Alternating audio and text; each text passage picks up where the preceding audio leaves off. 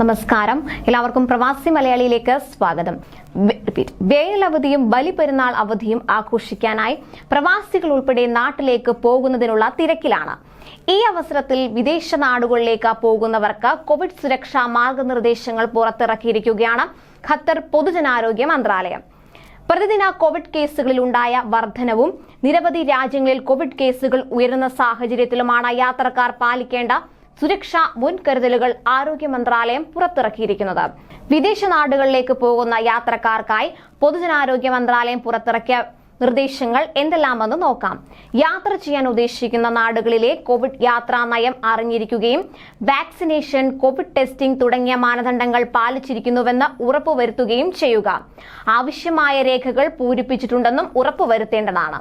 ലക്ഷ്യസ്ഥാനങ്ങളിലെ Covid സുരക്ഷാ നിർദ്ദേശങ്ങൾ അറിഞ്ഞിരിക്കുക, അവ പാലിക്കുന്നുണ്ടെന്ന് കൂടി ഉറപ്പുവരുത്തുക. ഖത്തറിലേക്ക് മടങ്ങുന്ന സമയം ഖത്തർ പൊതുജനാരോഗ്യ മന്ത്രാലയത്തിന്റെ ഏറ്റവും പുതിയ യാത്രാ നയങ്ങൾ, ടെസ്റ്റിംഗ്, ക്വാറന്റൈൻ ആവശ്യകതകൾ എന്നിവ പരിശോധിക്കുക. യാത്രയ്ക്ക് മുൻപായി ബൂസ്റ്റർ ഡോസ് ഉൾപ്പെടെ കോവിഡ് വാക്സിൻ സ്വീകരിച്ചിട്ടുണ്ടെന്ന് ഉറപ്പുവരുത്തുക. കൈകൾ നിരന്തരം സോപ്പ് ഉപയോഗിച്ച് കഴുകി വൃത്തിയാക്കേണ്ടതാണ്. സാനിറ്റൈസർ ഉപയോഗിക്കുക. മറ്റുള്ളവരെ ആശംസിക്കുമ്പോൾ ശാരീരിക ആലിംഗനങ്ങൾ കഴിയുന്നതും ഒഴിവാക്കുക. കഴിയുമെങ്കിൽ ഹസ്തദാനം ഒഴിവാക്കുക. ചുമയ്ക്കുമ്പോഴും തുമ്മുമ്പോഴും ടിഷ്യൂ പേപ്പർ ഉപയോഗിക്കുകയും അവ സുരക്ഷിതമായി ഉപേക്ഷിക്കുക കൂടി ചെയ്യുക.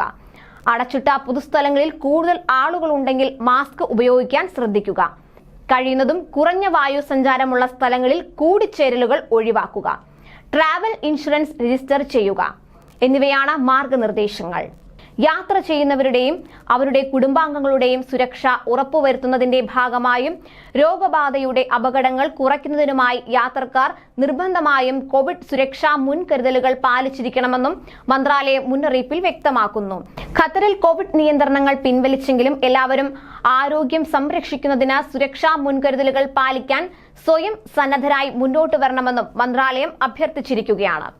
കൂടുതൽ പ്രവാസി വാർത്തകൾക്കായി ഈ ചാനൽ സബ്സ്ക്രൈബ് ചെയ്യുക.